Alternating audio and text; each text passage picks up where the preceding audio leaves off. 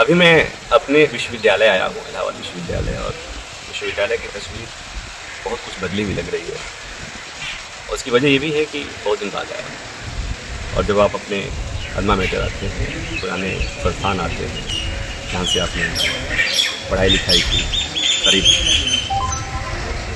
25 साल बाद आया, तो बहुत सारी चीज़ें बदली हुई हैं।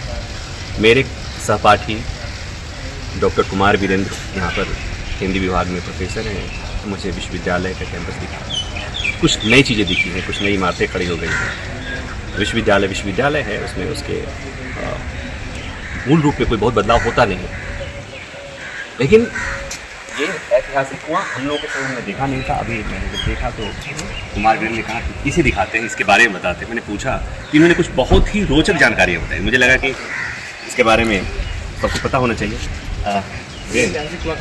कुछ बता रहे हैं इसके बारे में? हाँ, ये कुआं जो है बहुत पुराना है, 125 साल के आसपास का तो है ही है। और कुएं की तरह पुराना ये शहतूत का पेड़ भी है। ये भी शहतूत का पेड़ 125 साल पुराना है, उतना ही पुराना। ये और वो पेड़ दोनों शहतूत के दोनों पेड़ हैं, ये सभी बहुत पुराने हैं। तो ये इस कुएं की विशेषता ये थी कि जितने छात्र नेता पहले हुआ करते थे, जो आगे चलकर देश का नेतृत्व किए, जैसे प्रधानमंत्री वीपी सिंह जी रहे, चंद्रशेखर जी रहे, इन लोगों ने इसी कुएं पर भाषण दिया है। और यही एक जगह थी जहाँ लोग जुटते थे। ये सब बिल्डिंग नहीं थी सामने वाली, बाद में बनी।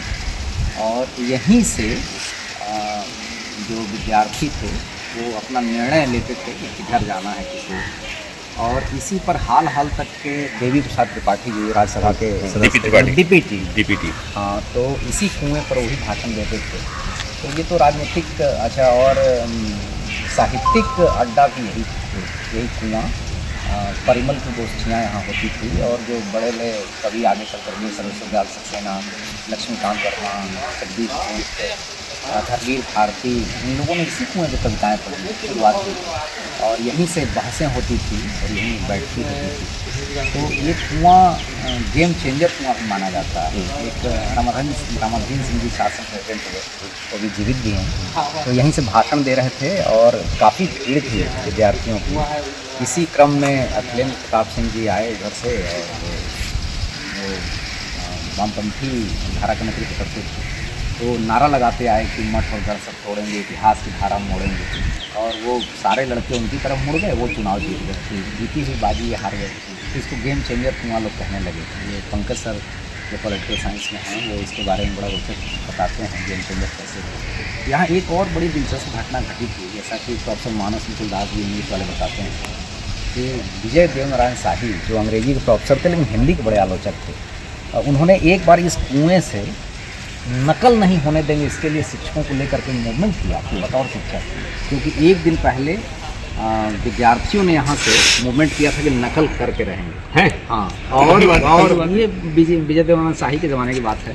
तो वो उन्होंने यहाँ से शिक्षकों का नेतृत्व किया और इसी कुएं पर भाषण दिया कि नकल नहीं होने देंगे। तो तब से नकल रोकने की परंपरा शुरू हुई। कि कुआं जो है ये गवाह है, और इस कुएं में देखिए अभी पानी है, ऐतिहासिक कुआं है ये। और तो ये है, इसने बहुत लोगों को आगे जाने में सुविधा की, और यहीं बैठ कर के वहीं पर हम न्यायाधीश, अब वहीं पर हम मीट के दौरान इस कुएं का माननीय कुलपति जी ने जीर्णोद्धार कराया है। तो इस कुआं को फिर से संरक्षित किया गया। पार्लियामेंट में आपने वो ठाकुर का कुआं, उस पर बहुत बहस सुनी होगी। ये इलाहाबाद विश्वविद्यालय का कुआं है, इलाहाबाद विश्वविद्यालय बोल रहा हूँ। हाँ, यहाँ बैठ के लोगों ने प्रेम और पराक्रम दोनों को महसूस किया है इस कुएं में बैठ, इस कुएं की जगत पर बैठ। हालांकि इलाहाबाद विश्वविद्यालय के प्रत्येक कॉर्नर पर कोई न कोई जगह ऐसी है जिसका अपना इतिहास है, अपना महत्व है। लेकिन ये कुआं जहाँ हम खड़ा होकर बात कर रहे हैं, यहाँ ऐसे लोग, ऐसा विमर्श जिसने देश की सियासी आबो हवा बदल दी हो, तो ऐसा कहाँ मिलता है। तो ठाकुर के कुएं को भूल जाइए, कुआं किसका ठाकुर का उसे भूल जाइए, कुआं इलाहाबाद विश्वविद्यालय वाला, इसको याद रखिए।